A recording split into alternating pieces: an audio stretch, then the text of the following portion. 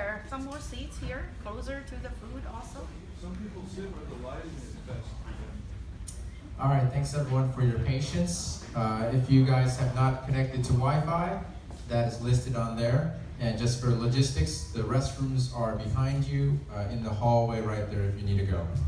Yeah, and thank you and welcome for coming to our event this evening. My name is Azura from Agora.io, and this is my coworker James. We also have some Agorans down there. Do you guys want to raise your hands and say hello to everyone? So this is Tony, this is Tim, Clara, and who else here? Where's James? Other James. James John. Oh, he's back there. All right.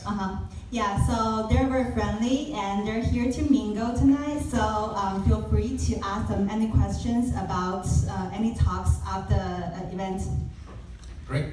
So the topic for tonight is geeks, games, and gathering. And there will be two parts of the agenda today. The first part will be panelists of a couple of the industry experts on gaming, and they will discuss the 2017 global gaming trends, what's happening around the world in gaming, what's happening specifically also in the Chinese market, as well as the international market. And we have Shirley, Tong, and Tony joining us on the panel. And then following the discussion on the fireside chat is we're going to announce and showcase our Agora Mobile Gaming SDK, which is it's an embedded software developer kit to allow you to add voice chat into your mobile games. And by the way, after both talks, we're going to give out a few prizes. So feel free to ask any questions. We're going to draw the prize out of those people who ask our questions. I'd like to take this time to really give our thanks to our venue partner, RobotX Space. Eva, do you want to say something? Yeah, sure. Thank you. Hello, everyone. Welcome to RobotX Space. So this is the space of AI and robotics. So if you're interested in any topic about these two big things, welcome to our space. So we remember to take 4 things about RobotX Space. So this is co-working space. You can see it's very nice view. It's open atmosphere. We've got 20 teams working on the robotics and the AI technology. And we have the meetup every week. The topic is focused on the AI, robotics, fintech, cybersecurity, AR and VR. And can I show the slides for the upcoming the meetup event? So for tomorrow, we're going to have the event is from the Tianxiang Liu. He is the company acquired by Amazon. He will show some the experience of the vision, computer vision startups experience. And we also have another service like Demo Day. So every month we have a different theme. The Demo Day in May, we have the Robotics Demo Day. Last month we have the AI Demo Day, and for the upcoming one will happen in the July 27th. It will talking about fintech. So we will have 6 startups, and we have the great VCs and analysts to do the panel discussion. And so if you need any service from RobotX Space, and feel free to talk to me after this event. Hope you enjoy the event tonight. Thank you. Thank you, Eva. And there is another event partner, Shinect. Yuchen, do you want to say something? Yeah. Mm-hmm.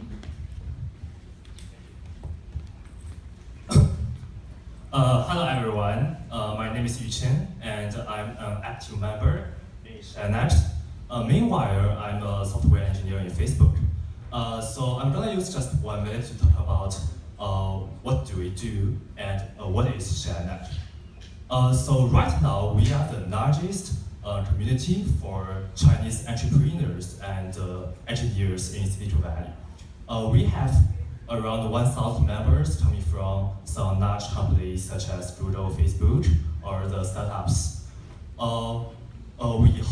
We organize or co-organize a lot of events from time to time, including some lecture, panel, or some network event. We have invited the VP manager from Google or investors from YC or the CEOs from some hot startups. If you have any interest in Shinect or any questions, please feel free to ask me. And if you have WeChat, you are more than welcome to scan the QR code at the front desk over there, and you can join the WeChat group to maybe have some discussion about today's topics or get to know about each other more. Okay, thank you. Thank you so much, Yuchen. I think everyone can help yourself with some food and drinks, and let's get the party started. Welcome, Shirley, Tony, and Tony.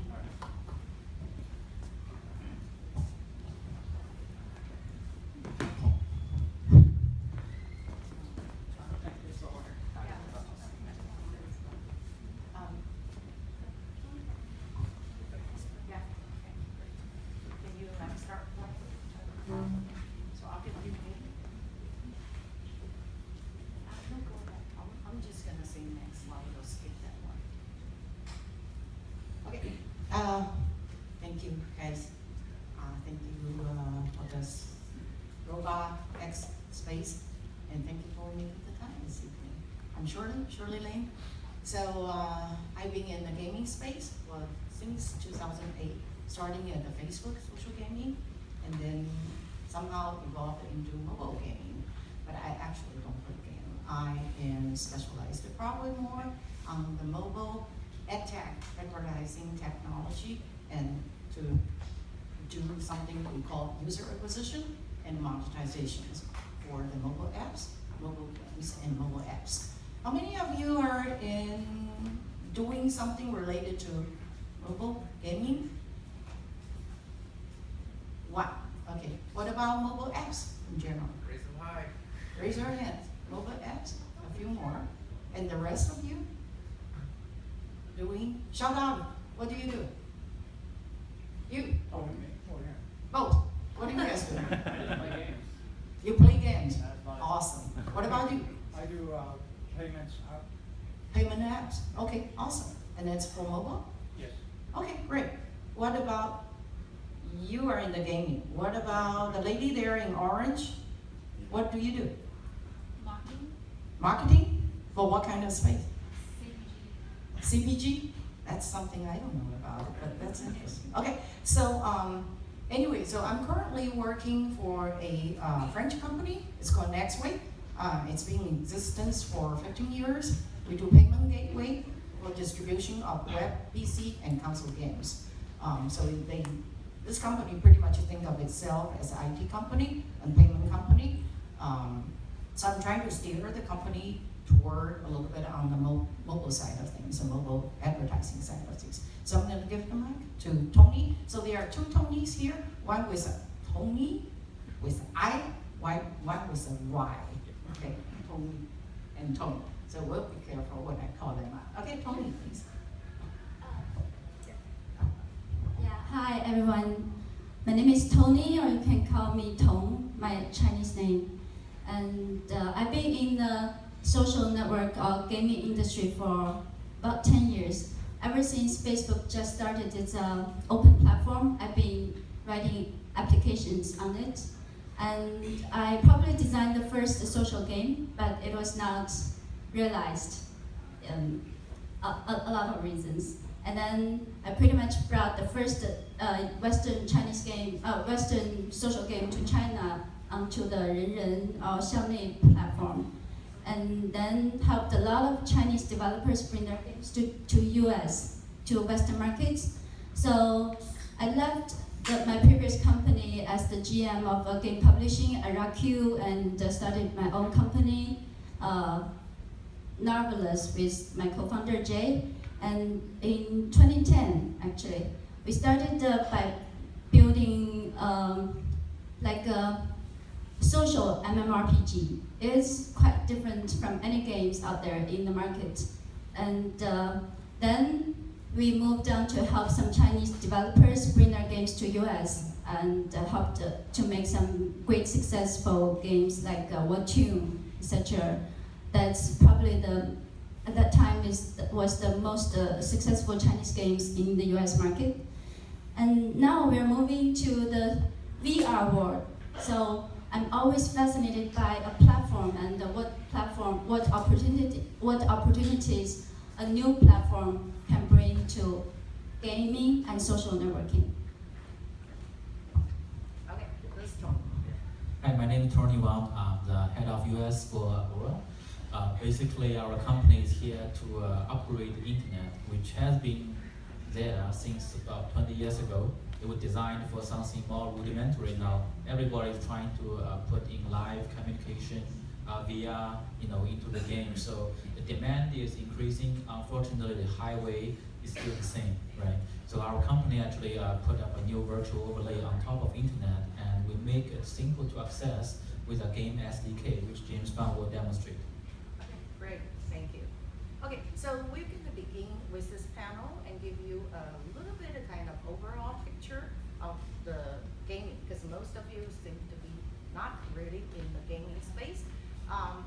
These are actually the slides that I used when I was in Europe for 2 conferences. I was giving talk and giving people, because as you all know, the gaming in China is being probably the largest as Tencent and NetEase generally trade.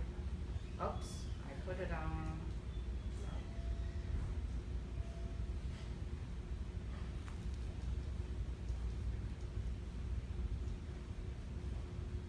Oh, okay.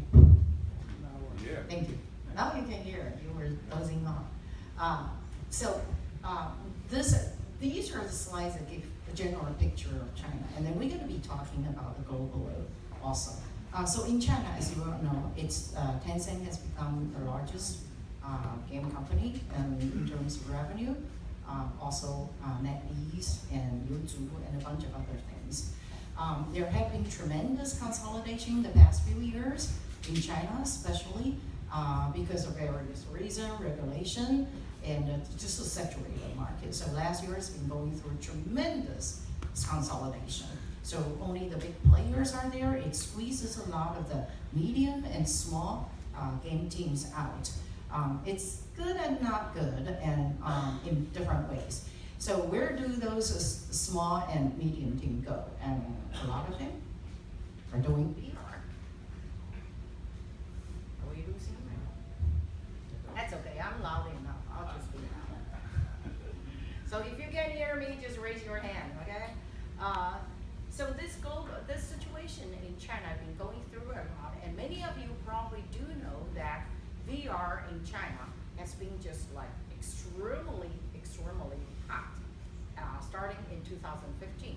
And again, in the last year, it's kind of cooled down a little bit, and everybody's attention is going to AR and AI, machine learning, robot, which I think is a much healthy turn of the overall situation.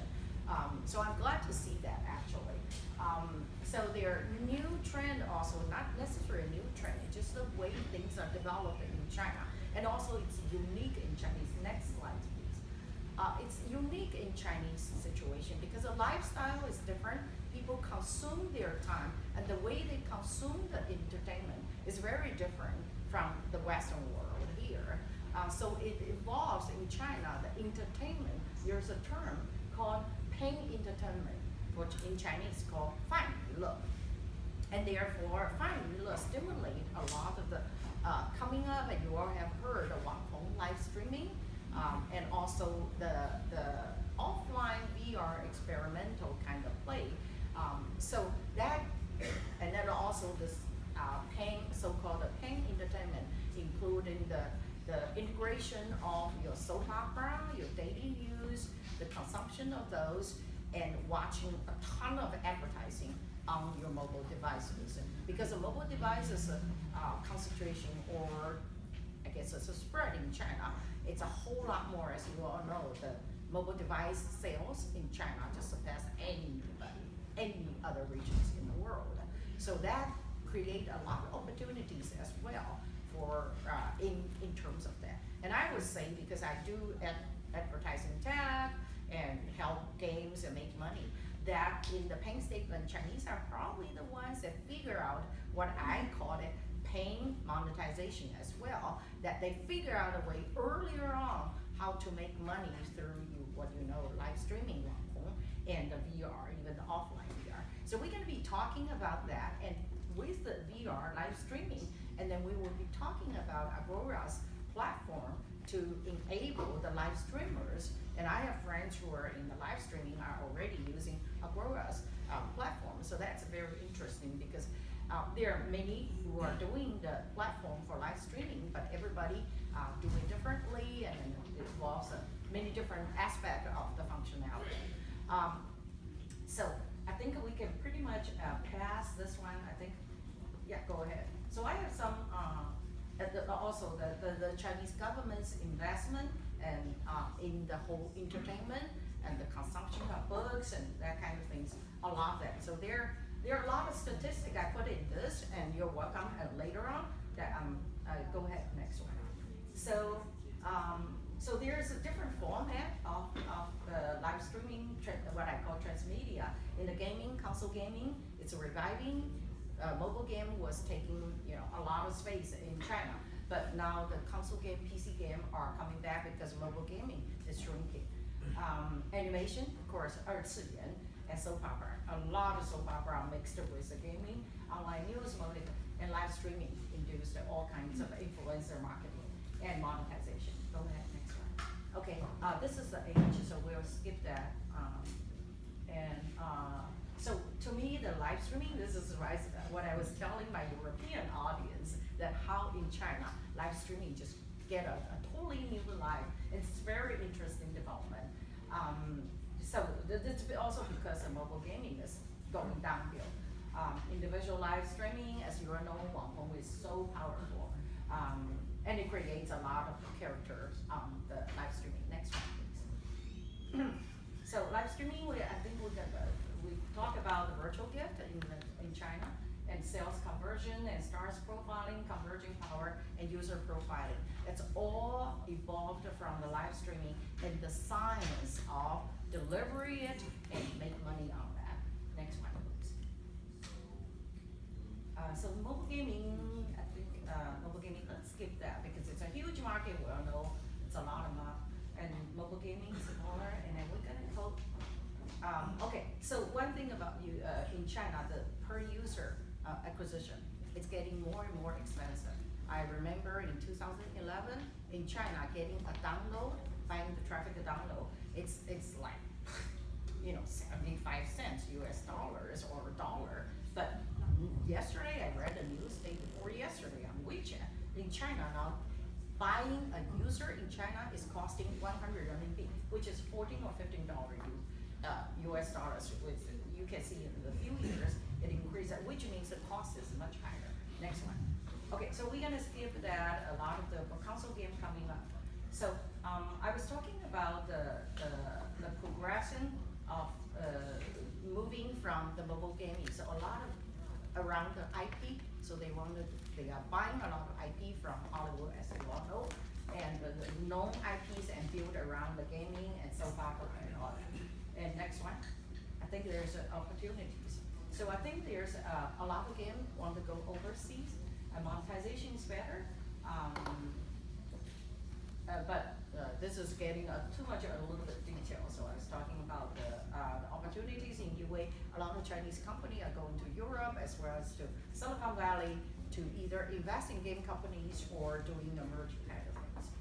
Next one, please. I think that's it. Okay, sorry, it's kind of, but I want to give everybody a broader picture of this so that we can kind of lead into topics about the VR and about live streaming. Yeah. Okay, so we want to pop up Tony Shees. Which one is what we're going to be talking about? Yeah, sure. We We can continue to go over some numbers, I guess. So, but I think I'm kind of blocking the numbers. If you want to have the slides, let me know afterwards. So, we're talking about I think today's topic is a global gaming trend. So this is the trend of the market, and it's just steadily growing up. Next. So this is about the platforms or devices. As you know, previously people were playing, I think even before video games coming up, people were just playing outside. That's why we're associating the current gaming play with esports games. So sports and the gaming, they're about the same thing. They're all about people gather together, play something based on certain kind of rules, and then people interact with each other. Now, and at a certain time, like for sports, there are a lot of sports events, like Olympics, etc. Yeah. So esports is being very, very hot, and then it's becoming, it's a tremendous sector. Yes. Right? The vertical sector that's generating a lot of attention. Yeah. So before, I think before esports coming up, games are pretty much like people play on their own devices. At the beginning, maybe just standalone games on PC, and then console, and then when mobile comes out, everybody is playing on mobile. And now when VR and AR coming up, people will move on to play the games in VR, etc. So this is the current landscape of marketing, where people are generating revenue from different devices. Eventually, this will expand a lot into VR and AR. And I believe, like, That's a topic I will be hotly contest. well, I think yeah. it's gonna take years before VR take off, okay? I'm sorry. Well, I think that's a very interesting topic to discuss. I will definitely argue that. I'm definitely optimistic about this trend. So I would like to give you an example.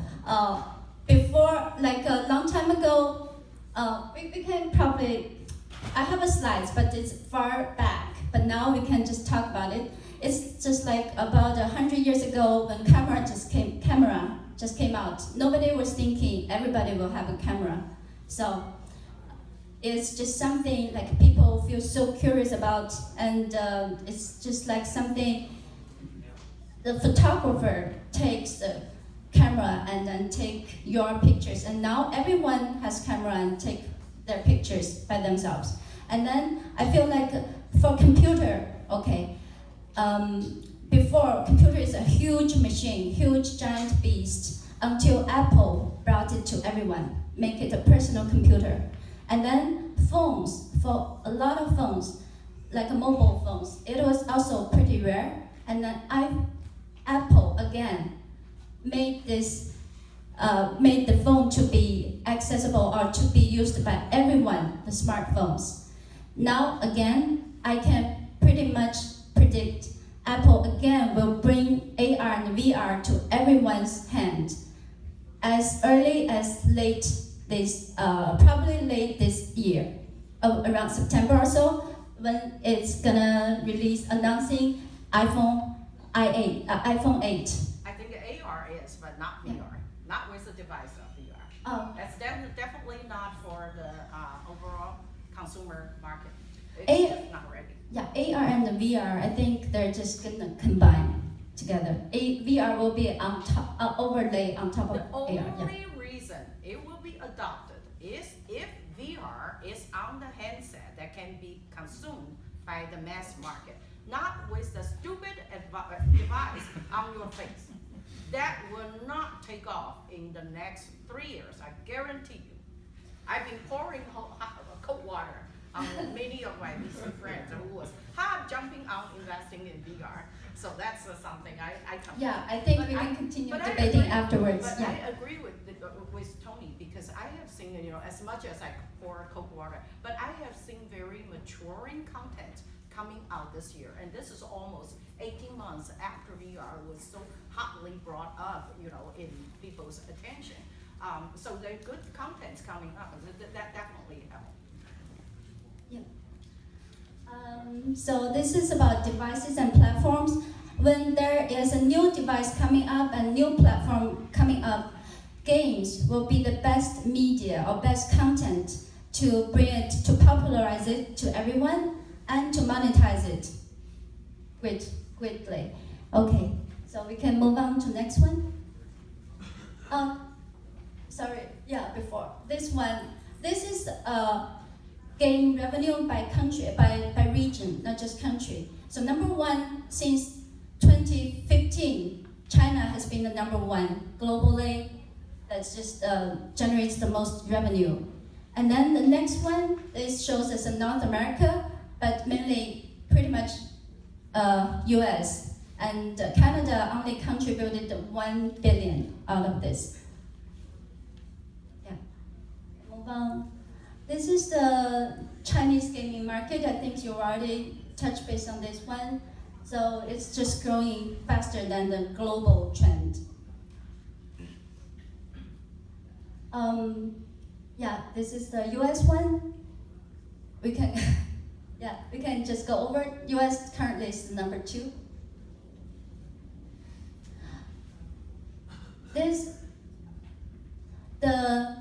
The marketing, the revenue trend of the mobile games is associated with the growing of the user base and the devices sold. So this is the trend that back up the numbers.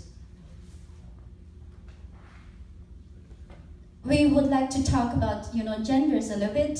So actually, you could see there's a upturn and then downturn in the female. The blue one, the blue lines are the females. So female users, female gamers. This is associated with the 2012 is the thriving of the social games, and then 2015 is the mobile games. Now games are getting more and more hardcore. I think then the proportion is more towards the male users again.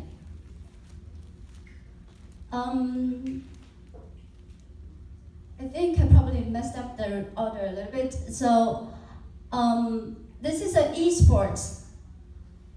Previously, games are just for gamers, and the landscape, there's no viewers before esports coming up. It's just developers and the gamers. And developer, I think the scale is much, much smaller than the gamers. But now there's a huge audience that's much bigger than gamers and the creators combined together. This is where majority of the revenues on esports are coming from. They're coming from the viewers. Last year at the World Championship of League of Legends, the viewers are almost catching up with the Super Bowl.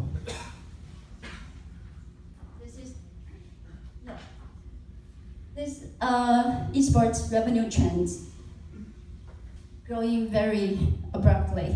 And that will lead to probably James talk about the live streaming, right? Yeah. That enable a lot of the social elements on the VR and on the mobile. Yeah, definitely. Like esports is gonna use like a voice to communicate with each other, and the influencers is going to streaming the gameplays to Twitch, YouTube, etc. And now maybe some other platforms are coming up. But then, as a game developer, I could see growing needs for such kind of a voice, hands-free communication tools to be integrated to games. Like currently we are building VR games. It's really hard for you to actually type with a VR device, for you to control a lot of things. So unlike when you're doing mobile games or like a PC games, you can type to communicate. Now I feel great need for like like a voice communication integrated to the game. And yesterday I saw an AR game. That one is especially will require this kind of a voice control more than VR, because now you are pretty much holding the hands and then moving around, but you don't have to. You pretty much only have one hand to type. It's gonna be really hard for you to type. So voice control or voice integration to games will become a trend as well. All right, thank you, Tony. That was a great overall introduction. Thank you. All right. James. Tony. Yeah, so we don't really have a slide, but I think if you generally divide the apps in the world, there's only two categories. The one that help you save your time, Slack, right? And majority of that is that one that help you kill the time you just saved with that, right? So I think if you look at what Agora does, we are really an enabler. We enable the previous one, of course, the communication, right, the collaboration, but a lot more the pan-entertainment. That's really the place where we play, right? Because the pan-entertainment is the one that pushed the envelope of internet. That has been designed 20 years ago, that has never reached quality of service from end to end. Because it does not exist because of net neutrality, because of internet was a network of different commercial interest group, different carrier, and different country, right? So now the device is moving over from console, from wild internet towards wireless internet. The problem gets even more severe, right? So I think both of you are right. In terms of VR in the future, let's call it mixed art, MI in the future, but it's not coming that, right? Well, without Agora, it's not coming, but I happen to know a couple of my customers, over 100 million Redis user is getting to the VR and launching end of this year. So it's coming because of what we enabled, right? So this is what Agora does, right? Voice is one of those. There are also games that actually use video. It's there's a half Asian population over here, so it's a mahjong game, right? So you understand, right? It's a mahjong game. You want to see each other's face, right? You don't need to poker is a poker face, but mahjong you do want to see other people. So So the other thing we saw, and then probably again China leading in the way, is we saw a lot of those collaborative games. 2 years ago, we predicted this will coming with the mature of the battery life and the GPU, right? So now it's always more fun to play in a group versus you are playing with the game's AI. You get tired with AI probably 2-3 times, right? But you never get tired with another human, because every single time is different, right? Now you're playing, your two hands are very busy. This is where you need voice, coordination. So you really bring the social elements to a different level now, right? Exactly. Social elements is what we call a social game. That's why in the beginning when this panel is going to be titled as social game, and a social game is an empathy, it's a different level of social elements. Yes. Being implemented in the live streaming, in all kinds of gaming format or application format. So in the gaming, you think it's a clan. We enable this clan. Well, human hunt in the very early stage. We hunt as a clan. We don't go hunt one by one, right? We learn how to collaborate, and that's fun because we can kill much bigger animals. I mean, social elements is needed in a game that we all recognize. Exactly. And in the live stream, the same thing. In the live stream, what we did, right? People say, well, streaming has been there for years, right? You have from real network, you do the online streaming, right? What's Agora so different, right? Because of the upgraded internet layer we're running, our live stream is bi-directional, multi-person. So you're more interactive. Yes. We bring the Facebook average live, I would say about anywhere from 10 to 20 second delay from host to audience. We're doing this about within 2 seconds, right? And any audience can jump on stage bi-directional immediately, right? So you improve tremendously the quality of to enable such interaction. The engagement, right? Okay. Really bring down, small thing you bring down from 10 seconds to 1 second, the kind of engagement and the monetization it brings is tremendous. Absolutely, absolutely. Great, thanks. Okay. All right. How are we doing on the time? 5 more minutes. Why don't we open it to questions? Okay. Yeah. Okay, great. Shall we open to the audience? Yeah. You guys got burning questions you want to know more about gaming? Besides playing video games at night? Anybody? You are in the gaming, so you better ask some questions. How do you think each game there's have a certain life cycle? It's almost like get hot within 3 months, but in the peak area for a period of 1 year, and then cool down, and developers has to develop new things, but it is not always the same team with high popular games. So how do you think the entertainment or the esports would help them, or is there any other way to just get the life cycle more? Okay, good question. So he's asking about the life cycle of a game, and then there's a difference between the mobile game and the PC game. The life cycle is very different. You want to address this? Yeah, I can talk about this. So, life cycle of a game depends on what kind of game genre it is. If it's a standalone casual game, and then they just designed for certain kind of a number of levels that you can play. When you're done with the levels, you pretty much reach the end. Okay. Another kind of game is traditional console games. Those games has a traditional, that when they're designing a game, they have hours, how many hours you can play the game. So that one also have kind of a, when you play it, you're done with it. And then when you're done with it, when it's not in a trend, so it's kind of not gonna be popular anymore. But then when online games coming up, the games are not a product anymore, it becomes a service. And when like interactive games coming up, when people are playing not just against the machine, the PC or the mobile phone, the kind of AI, now you're playing with people. So such kind of games can expand for as long as you're maintaining it in a healthy way. For example, World of Warcraft, how many years has it been coming out? And on mobile, Clash of Clans, and some other interactive games has been there for many years, and they've been on the top leaderboard for all these years as well. So now I don't think lifespan is an issue. It's about how you serve these games to your players, to your audience. When esports are coming up, I would think this will greatly increase the lifespan again. Tony. Yeah, so I think basically it's less a game, but more maintain a community.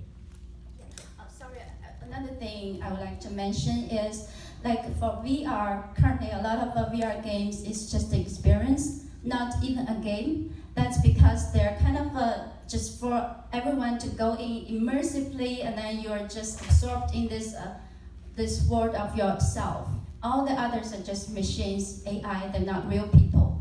But then when there are more and more like collaborative games or competitive games, PvP, person versus person games coming out, these VR games will become more and more popular.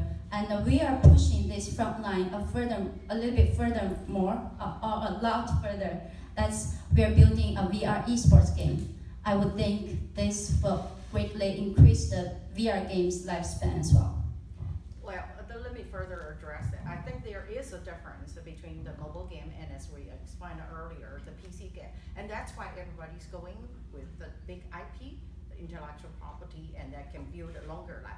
But very typically in the mobile game industry, that we all know, mobile games life is anywhere between 3 months to 12 months. That's why a lot of the mobile games you guys play constantly change, and the so-called also change the skin.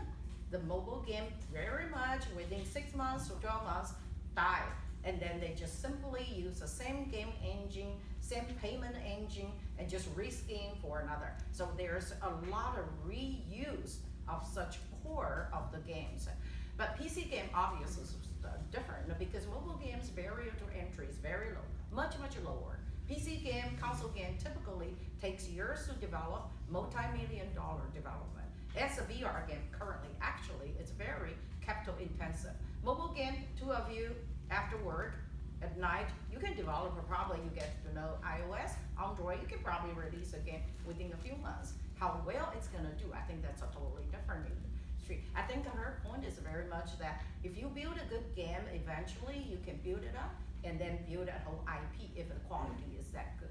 But very typical mobile game, as you all know, they flush in and out really quick. Thank you. Yeah.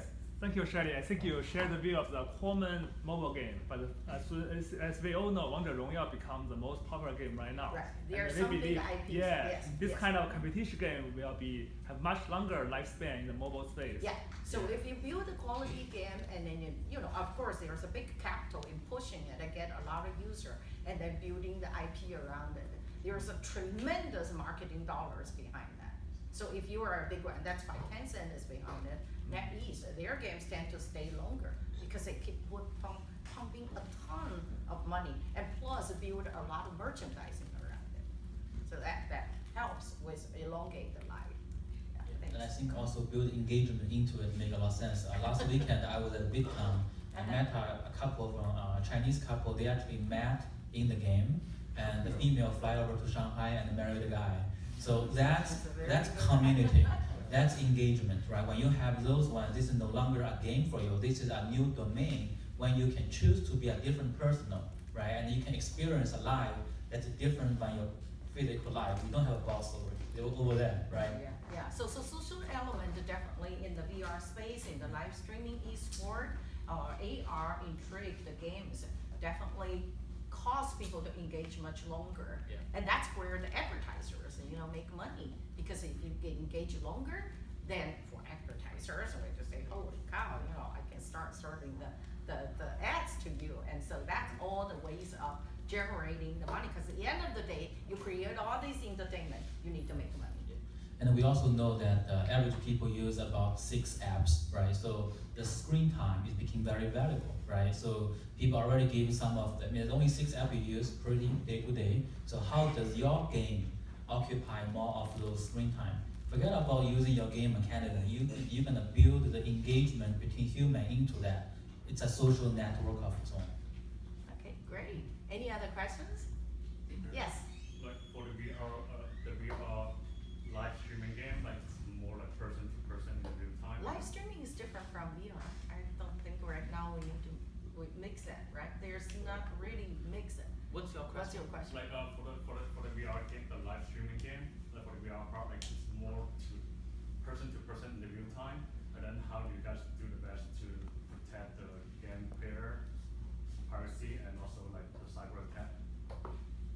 Protect what? Privacy. Yeah.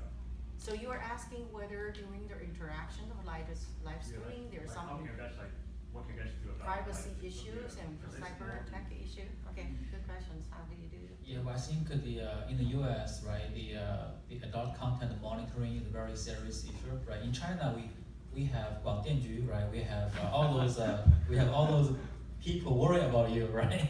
So you don't have to worry about that. In the US, you have rely on self regulation, right? This is why the monitoring is going to be a very important thing. That's something we are looking into to add into our platform so that you don't have to, right? It's a computer vision, right? So we're looking at adding at the platform. So a couple lines of code, you will have that enabled in your game or in your broadcasting, whatever stream. Call it video stream, right? What's video stream? Video stream is nothing but a big, rich data stream, right? Image data. Exactly. So you use video stream to increase engagement, or voice stream. Again, it's a big data, rich data stream. You use that to increase community engagement and capture screen time, and in turn, Agora wants to eventually help you to dig those data stream and be able to bring monetization out of it. Okay, so it actually really bring out the technologies. So it used to be a lot of the content still rely on manual effort to do that, right? But now the technology of image recognition in the streaming, in the filming, in the video recognition of the bad content and filter through. So there's a lot of technologies coming out of that. Yeah, so Shirley and Tony has talked about how the general rules is going to apply to protect people's privacy and security. I think from a game developer point of view, you can actually integrate this kind of a voice controlling or voice technology to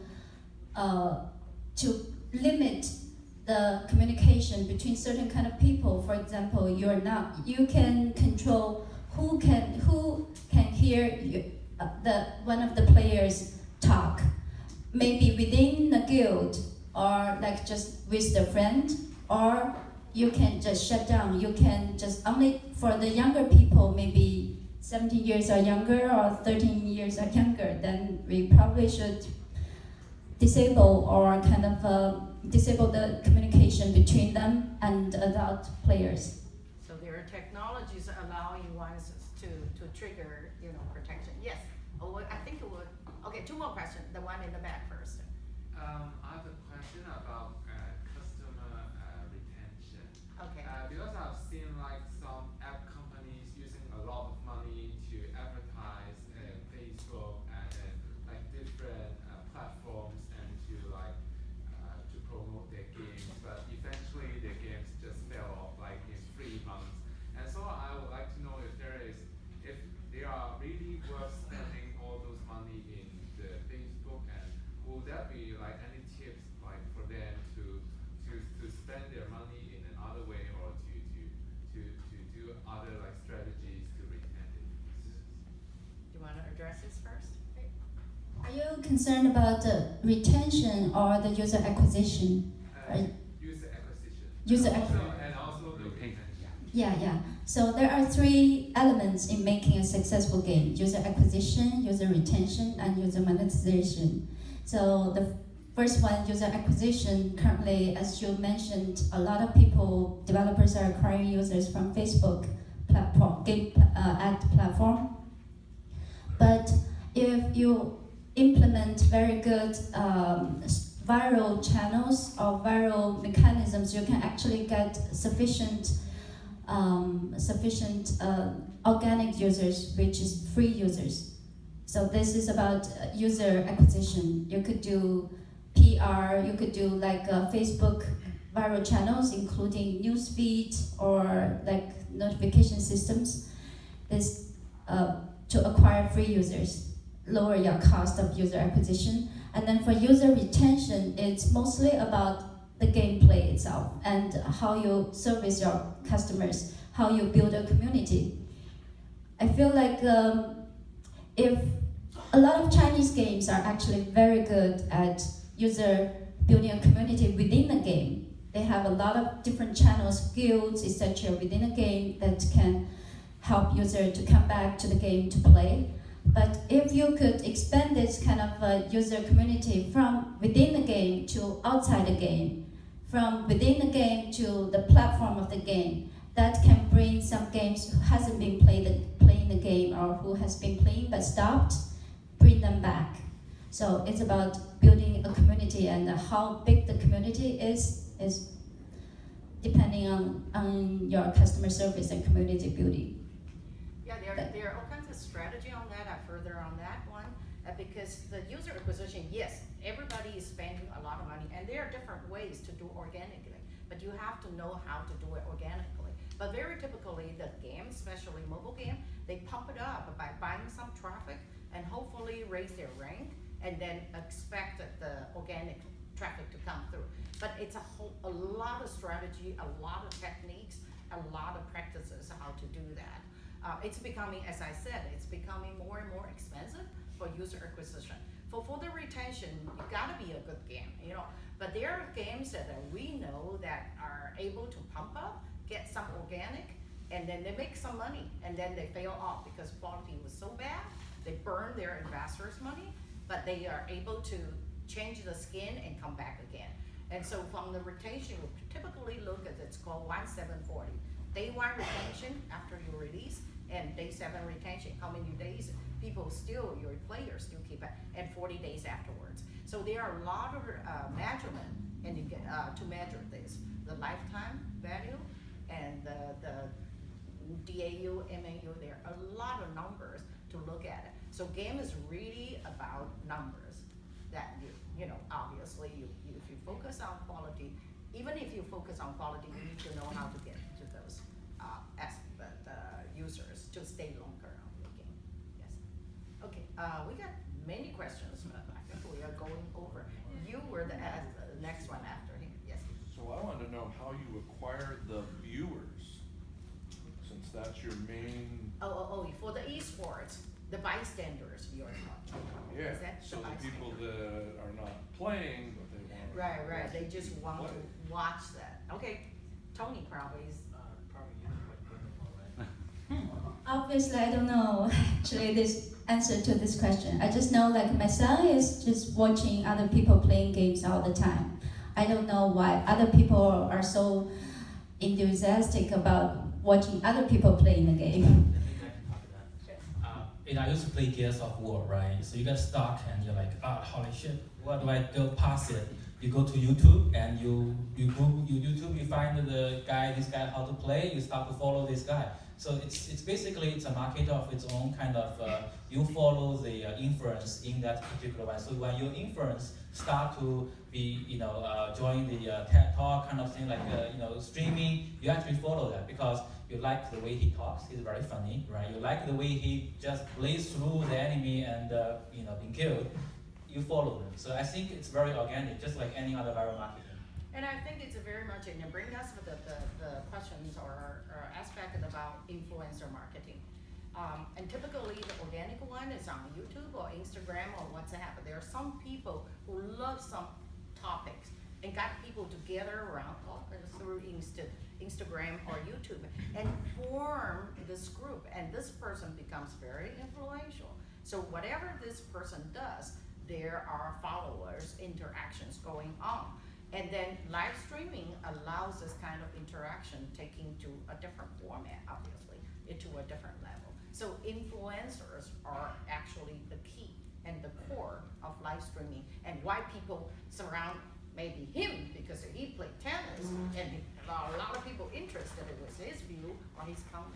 So influencer, that's exactly, they're very correlated. Okay, we can take one more question. I think you were the one who raised. I'm sorry, we will be around, so if your questions were not addressed, we can do it. We'll take one more question. Okay, yeah, appreciate. And I personally never played this game. I never played the game. I kind of also limited my son to do it because he has too many work to do. So I also think about those things is, is there any way from game, you are all leader in this industry, combine game with the education part? Okay. What kind of opportunity there, challenge, all those kind of things? Can you give us some idea? Yes, Yeah. yes. There's a lot. It's a big vertical market for the gaming, education gaming, and it will be segmented into smaller kids, a lot of them, and do-it-yourself robotic kind of things, and older kids, and teach them the STEM, the science, and so there's a whole lot of sector that's more educational. Yeah, VR is very popular. I really wanted to get some kind of social, go there, Yes. group together, do some kind of things, get a leadership training, all those kind of things. Absolutely. Yeah, right now we send them into this summer camp, No, right? no, Yeah. these vertical market have been very, very well explored. Yes, you're right. Yeah, it should be doing some good, right? Well, thank you, everyone. Okay. Yeah, we're talking about we're around. Thank you very much. And one more thing, we'd like to draw our first prize, so I'm going to give Tony the honors of. Who's the lucky one? We have Tylee9361 at neighbor.com. You have won an Amazon Echo Dot. Are you here? All right. Congratulations. Everyone give them a round of applause. Now you have to sing a song for us. So thank you very much to all the panelists. They will, you guys will stick around, I'm guessing, for questions? Excellent. Great. All right. So the next section of the meetup will focus on the Agora Mobile Gaming SDK that we're launching. And I wanted to give a quick reintroduction of who I am and who the company is and why we're hosting this event. So my name is James, and I run sales engineering at Agora. So that means helping developers understand what our platform is, the APIs involved, how to integrate, and how to eventually launch the product into production. So what Agora.io essentially is we are a platform for app developers to embed voice or video chat into their application. There's a variety of use cases. For example, you can imagine telemedicine, the idea of talking to your doctor over a video call, or a chat messenger, right? Something even like WeChat. We can be the video engine behind WeChat, right? Or we talked about education, distance learning, being able to be tutored English, or inside a game, right? We just talked about the importance of collaboration, building a community inside a game to maintain a user base, and Agora's APIs can cover all those use cases. And the one additional use case we also cover is live streaming. So if you wanted to build an app like Facebook Live or like Periscope, we allow you to embed a couple lines of code, and you will have a very similar app. You have full customization of your user interface, everything, and you're using our SDK engine in the background. So I didn't know that Tony would use some of the same slides, but I think the point has already been made. The mobile gaming market is growing, and it's growing at a very fast clip. Combination of a couple of reasons, but the main one I think is the prevalence of smartphone devices and proliferation of them around the world. The U.S. is a little bit slower, I would say, than like markets like China and maybe India for adoption. And the reason is we started as a desktop culture. We started as a web culture. Everyone, kind of due to economics, had the money to buy a computer, so they started from console and desktop-based games. Whereas some of these countries, they straight leapfrog. They went straight to mobile, right? But the trend is undeniable. We're going to see the same trend in the United States, simply because mobile gives you benefits. You can play the game anywhere. You can play it on the road, right? So that's something that's not going to be stopped. And at the same time, what we're seeing is there's a more and more greater demand for in-game voice chat. This is a screenshot of Blizzard's community forum, Heroes of the Storm, right? How many of you guys play Overwatch or Heroes of the Storm? Any of you guys play that? All right, a couple of guys, okay? How many of you guys have used the in-game voice chat feature within that game? All right, good. So at the highest levels of competitive play, right, this gives you an advantage because you can communicate with your teammates, right? And people are used to that on desktop. People expect that on desktop. The problem is when you go to mobile, you don't get that anymore. And the reason is you're relegated to often a third-party app, like a Discord or a Twitch Messenger. The problem with when you're running a Discord or a Twitch Messenger is when you make a call, you lose your background music, you lose all the game sound effects, right? So you only can pick one or the other. The other challenge with audio in mobile games is the poor audio quality, right? Because you're often constrained by the bandwidth, because you're at a location that's very public, like a Starbucks, right? Or you're on a device that has computational limitations. And that gets to the third point, actually, the performance impact of games, right? Game developers have thought about adding these types of features into their games because it does create more of a community. The challenge, though, is they don't want it to impact their game. Because if your audio or your video causes your game to lag, then your game is no longer playable, right? So that's why we don't think there is an existing embedded gaming audio SDK in the market for mobile. None exists. So Agora took a look at the trends and the challenges facing the market. And we decided to introduce the world's first embedded communications platform for mobile games. We call it Agora Mobile Gaming, or AMG for short. And a couple of benefits that we offer. We allow the developer full control over mixing the in-game audio with the background music and the sound effects. So you won't run into a scenario where your players are chatting over the game, and the background music is just way too loud. They can't hear you, right? Or they're not hearing the sound effects, which are critical sometimes to the gameplay. The game developer has full control over that, and they can even present that option to the players to toggle. In addition, we have a feature called 180 degrees spatial audio, and think of that as not quite surround sound, because surround sound is 360, but if you have two headphones, right, sometimes it's critical to know the sound is coming from the left, right, action is coming from the left, or action is coming from the right, right, and our SDK allows you to, maybe based on the game, the player's location in the game, to send the audio to the left side or the right side. In addition, we support all the major gaming frameworks for developers, including Unity 3D and Cocos 2DX. Unreal is on, we support Unreal, but we don't have an SDK version for Unreal yet. So it's compatible with Unreal, but it's not as easy out the door. Actually, later on, I will show you a Unity 3D demonstration integrating our game into a sample demo app, right? And then the minimal performance impact.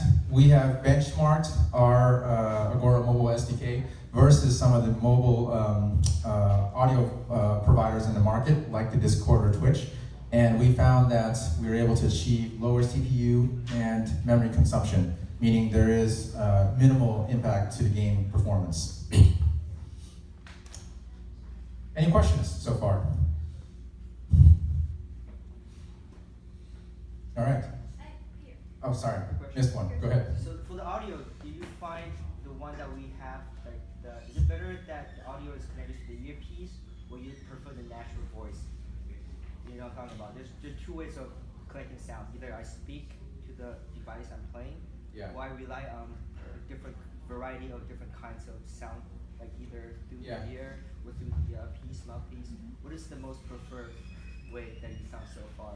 Yeah, in terms of capture, it's really outside the scope of our SDK, but honestly, it depends on the device, right? If you're on a high-end, phone, maybe like in an iPhone 7 or something, the microphone pickup is actually not too bad versus like dedicated headsets. But usually, if you want a premium experience, headsets, because of things like noise cancellation and other aspects, if you're willing to pay the money, it'll give you a better experience. All right. So, what are some of the use cases we see for the Agora Mobile Gaming SDK? So some of the pictures that you see, the logos you see are your actual customers. You're welcome to test them in the App Store. So when we talk about social casual games, the discussion here, I was listening to it, and they're absolutely right. If you're playing against an AI, it's really boring.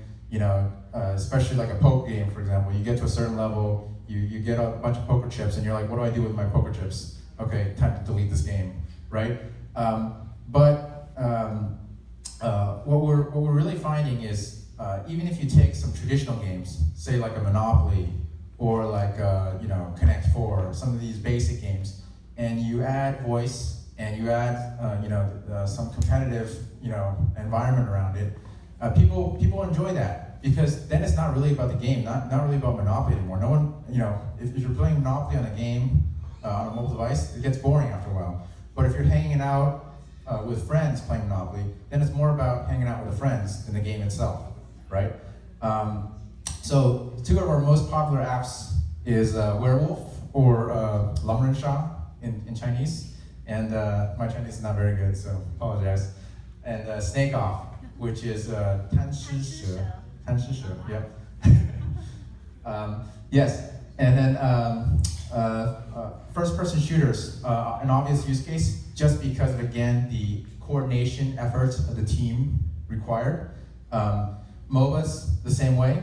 And MMORPGs, it's always been a space where, especially on desktop, almost everyone, especially if you're part of a guild, downloads some sort of audio chat system. So why not embed that straight into the game, especially for mobile, right?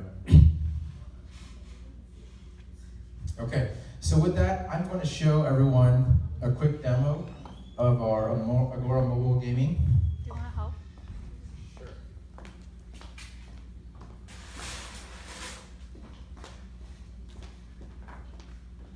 So, hello? Okay. So for the developers out there, Agora has a GitHub repo, and it's just github.com/agora.io. And there's a bunch of demo apps on there, various use cases, but we actually produced a demo game called Space War, which I'll show to you, all right? And we offer this game, if you click on, like, for example, this one, we offer the game in the Unity engine, we offer it in Cocos 2DX, or native iOS Sprite Kit, or native Android as well, too. So if you just go ahead and download the GitHub repo and follow the instructions of this is in Chinese, but you can switch the language to English. Follow the instructions of the GitHub repo. You can get a sample game up and running in 5 minutes. All right. So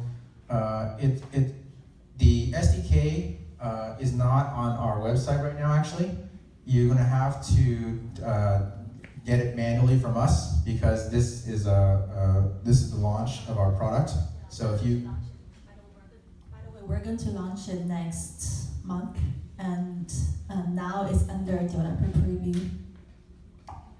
yes, so we're going to launch it. So I'm just going to show a quick kind of run through of what would happen. So I'm going to go ahead and go back and download this Unity demo, unzip it, right? And then the instructions tell me the first thing is to create a Agora developer account. So you go to our website, which is this, and in the top right, I encourage everyone to sign up. And if you're not registered yet, there's a button here, email, password, and once you create an account, I'm just gonna log into mine. There's a tab called projects. And think of a project like an app that you're building. Game 1, Game 2, Game 3, or it could be live streaming app 1, whatever. When you create a project, you'll get something called App ID, which is actually an API key. So this is the mechanism by which Agora knows you're using our SDK and how we're building it also. So you take that app ID, right, and per the instructions of the GitHub repo, you populate the app ID into one of the string fields to indicate that this is your app. So I'm going to open up Unity and continue.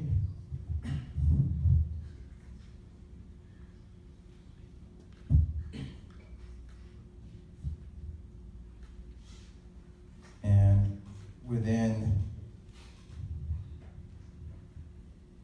this one right here, under the main scene, there's the app ID. So you put in the app ID. I did a copy paste from the other page, right?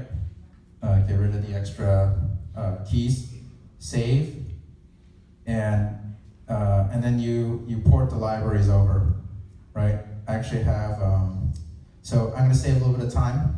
Because I actually have done this already, and I'm going to just show you the game that is created from this. So let me fire up my QuickTime, and that's going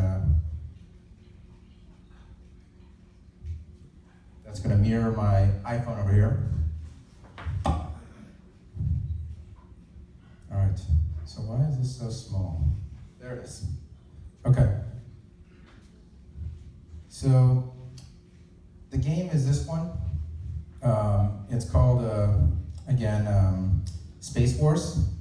And what I'm going to do is I have another iPhone here, and I'm going to simulate 2 players playing this game. So the way Agora works is there's a concept of a channel. Think of a channel like a virtual room. So 2 people go to the same virtual room, they're chatting together, right? So let's say I'm joining the room Meetup. Join. And give me 1 second, sorry. I'm going to go from the second device and also join the room Meetup as well. Okay.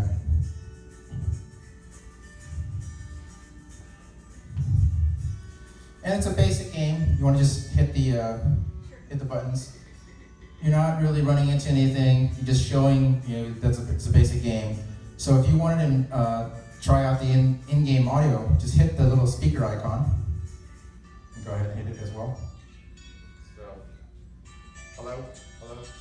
So you see that it's connected, and the dot, you see the teal dot that's highlighting. That means the other side is speaking to you. So just to highlight some of the features, if you go ahead and hit the settings button, and there's that second slider called BGM, that's background music. Go ahead and slide that to 0. So now the developer has just switched off the background music. Hello. So now it's strictly the in-game audio channel. And the same thing with the sound effect. They can change the sound effect volume, right? Some of the cool things you can do, do voice pitch modulation. So if I, for example, turn the pitch up. Hello? How do I sound? Pretty good. Right? Or I can go the other way and go this way. Hello? How are you guys doing? Having a great time? monetization model, right? Because effectively, imagine you're playing a game and your player's like, I want to sound like a chipmunk. Fine, pay $1. There you go. And you've monetized this feature, right? So this, okay, I'm gonna shut off the voice here.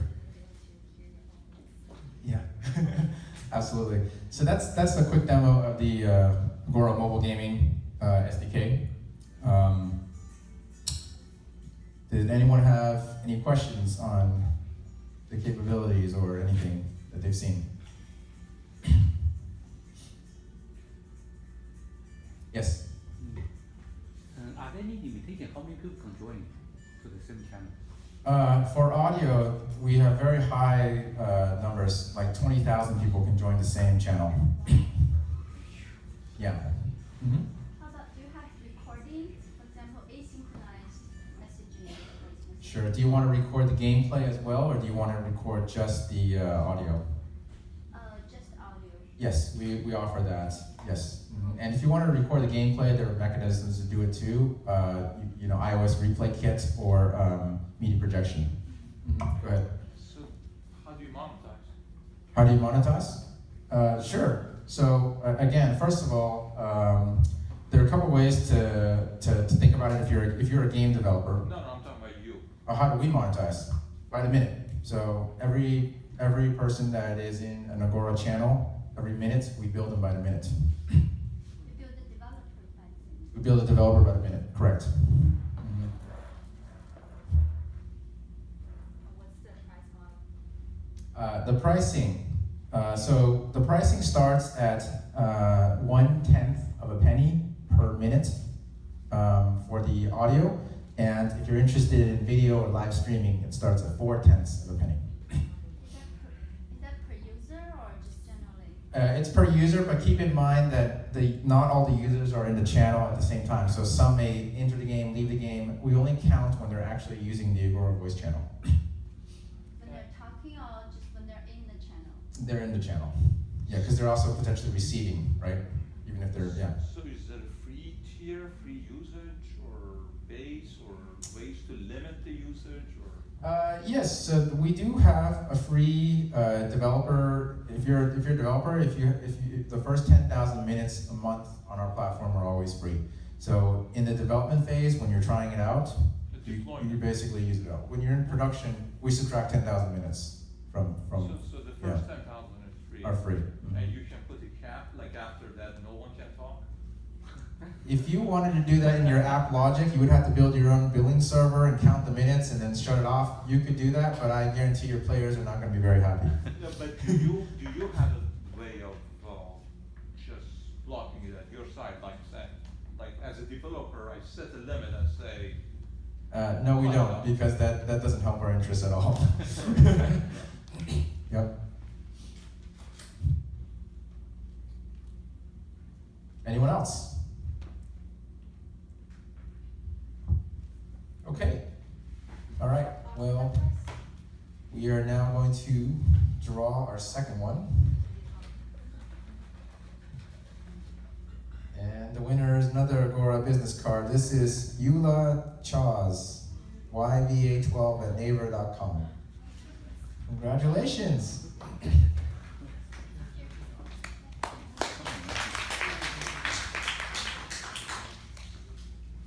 So again, we're going to stay here. We have the space until 9 p.m. If you're interested in seeing some other apps built off the Agora SDK, I'm going to just, since I have the time right now, I'm just going to show some folks. So first of all, in the public app stores, if you ever want to evaluate our app quality, or our SDK quality, you can download 3 apps. Sorry, go ahead. You want to take it? So the first one is Agora Video Call. And Agora Video Call is a multi-party video chat application built off of our SDK. So the concept is the same. Why don't you go ahead and open the app? Yeah. So the concept is the same as the game app. There's a concept of channels or room names. So why don't you join in room name Meetup in lowercase m. right? And go ahead and mute so we have some control here. And you have UI layout control. You can double tap the. You want me to double tap you? Yeah, that's fine. You can do some other things like add filters. So there's a black and white filter. This is just demonstrating that you have the capability of doing this. You know, switch camera, right? Your standard functions. We also have a basic chat demo embedded into it as well too. So that's Agora Video Call. Again, use it to evaluate our audio video call capabilities. And Agora, I'm gonna have you quit out and go back to the App Store. So the second demo app is Agora Live. And Agora Live is simulating a live streaming app, okay? And there's Azure, if you're curious who that was. So Agora Live, so our interactive broadcasting platform allows up to 7 people, kind of like as panelists, as video hosts, and up to 10,000 audience members with only 1 second delay. So Agora Gaming Night. So we can join the Agora Gaming Night as an audience member, and it's really silly seeing myself, but here I am. And you can tell the echo, from the echo, that the delay is less than 1 second. I guarantee if you check out any other streaming app on the market, whether it's Periscope, Facebook Live, they're at least 10 to 15 seconds delay. And why does delay matter? Delay is part of monetization. Because if the stream is delayed, then things like audience chat and virtual gifting are potentially delayed. And if virtual gifting and chat are delayed, then it's no longer relevant to the streamer. The streamer has to go back in the comments and say, hey, thank you, Tony, for giving me that, part. But it's 15 seconds delayed. So, yep. So the other thing that we can do, so this is what I was talking about, up to 7 broadcasters. This is 2 broadcasters. And I'm still watching the stream from my phone as an audience member. And then the other feature we have is image enhancement. So we can change things like the temperature setting and the brightness of the broadcasters. And I think someone Tony just joined and gave a virtual gift. So this is kind of full stack kind of demo here. So here's a teddy bear that I just gave as well too. All right. So let's show you our third app, just so you have an idea of what you can do. The third app is called Beckon, B-E-C-K-O-N. And the previous use cases that we showed you were kind of like, meet me in this room, right? Meet me in this virtual room. What if you wanted a contacts list kind of thing? I want to call this user, I want him to answer, not answer. Beckon is a demo of that. So Beckon uses our Media SDK, which is everything that we showed you before, plus our signaling SDK. And signaling is basically call setup. It's, I'm gonna call you, you pick up or not, based on whether you pick up or not, bring me to the same room, right? So, Azure, I don't know if that phone has me, but what's your phone number? I'm gonna call you. What's your phone number on the back of the phone listed there? I'm gonna call you.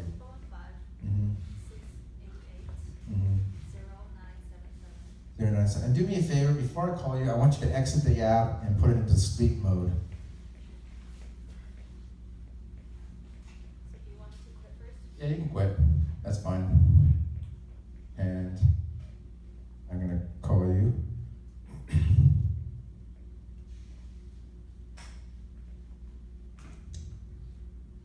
So, actually, do me a favor.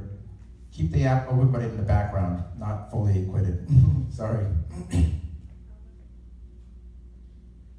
Oh, you're not logged in, that's why. That's a problem. Tony. Call your other phone? Okay. This is your real phone, right? Yeah, so that's a problem. When the user's not logged in, there's still no way to call. Impossible. Azure, and I'll give you a call.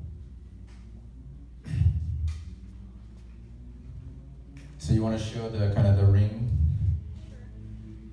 Yep. Uh-oh. Yeah, here, thanks, phone. Right?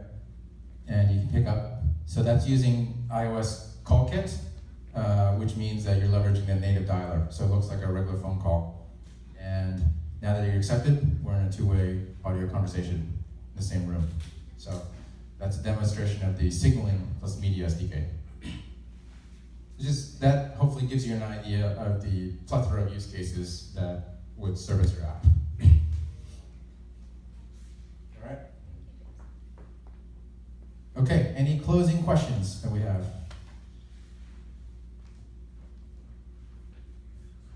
Yes? Where to get use those SDK, those information we can get and then start to learn how to use it?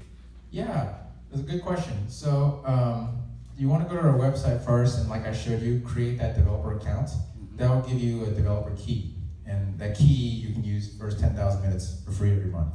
And then on GitHub, we have a bunch of tutorials, or inside the SDK download, we have two sample apps. We have a live broadcasting sample, and we have a video call sample.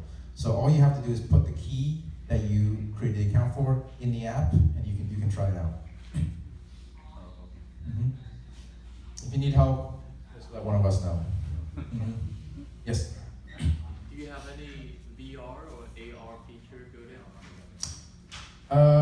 We don't do things like stitching of streams or the 360-degree capture, but once the stream has been stitched, we can encode that stream and deliver it just like any other video. So, yes.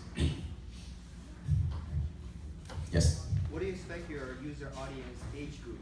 I noticed that 3 apps, some of them are restricted for 17 and above, some of them are for 4-year-old. What do you see as the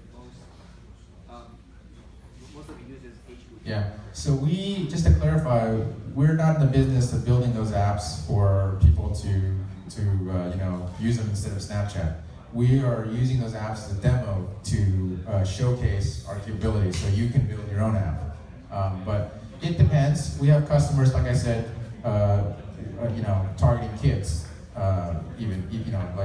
There's someone building an app for high schoolers that thinks they can take on the next Snapchat. So. Because you can actually target to the audience for different kind of monetization. Yeah, I mean the main thing with age is context, right? Are you giving them a fun environment? Are you showing, for example, one other feature they have is masks or like Snapchat-like lenses, where you can add face filters. For kids, maybe you can build an app where they can, layer a Disney type of mask on their face, right? And the other thing is, Tony alluded to it earlier, but naked picture detection, right? So if you want to be very sensitive to that, your app needs to constantly monitor all the streams and cut out all the inappropriate content for the age group. That's up to you to do. All right, next everyone.